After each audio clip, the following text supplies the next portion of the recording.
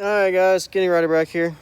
Finally got the old 300 100% done on my end. He wants me to check the valves. That was just what he told me today. I put a new rear axle on it. It was kind of a pain in the butt because these right here were locked up. Now I did put anti-seize on both. Put anti-seize there. And anti-seize there. He's got one new hub. He's got another hub over there. This hub is over here, down by the corner for the scrap metal man. This is what happened. I don't know if you can see that. Right there, it's twisted. Right there. Here's the old hub.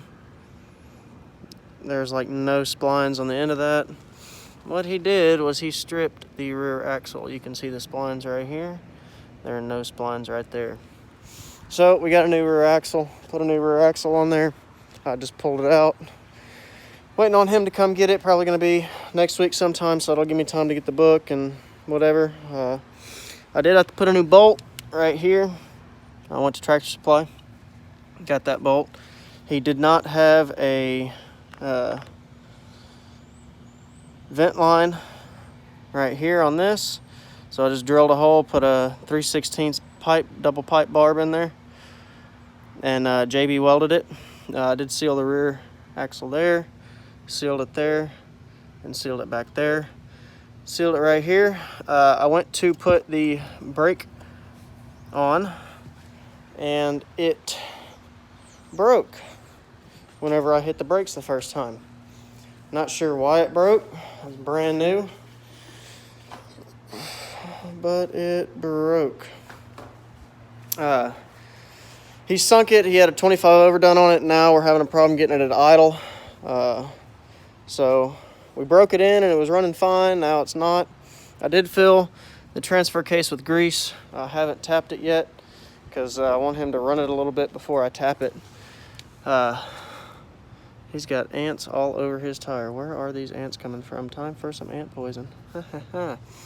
I did a locker in the front diff. Pulled this out, anti-seized this, greased the inside of this.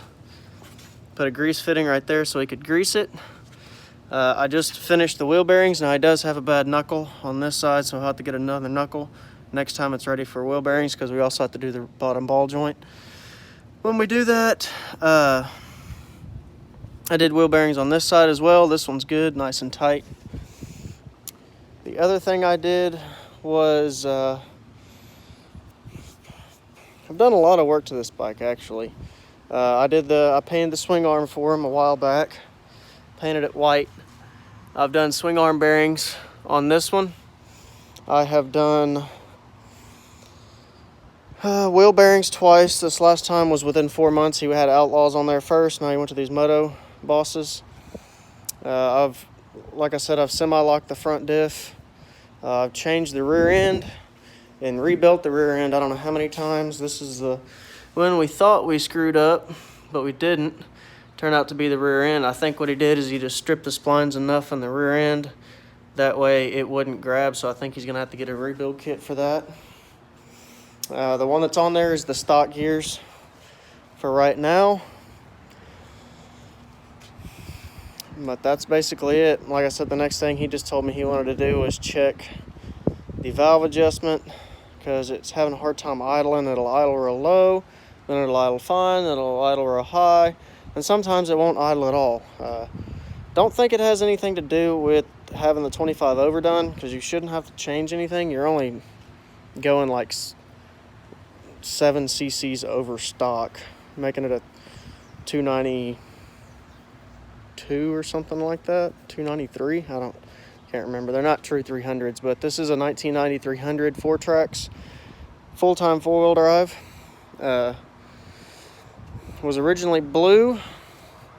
I still have yet to run this. I got to get my snake and snake it down in there, pick it up, pull it there. I'll probably finish doing that whenever I do the valve adjustment on it. I got to get the book for it first. And these ants are teetotally ticking me off, so I think I'm gonna go get some ant spray. Spray that because they're over here biting the heck out of me. I have done a little work to my 420. And I will show you all that here in a little bit. You probably saw it in the background. But I will catch you later, guys, and I will let you know whenever I get into the valves what I find.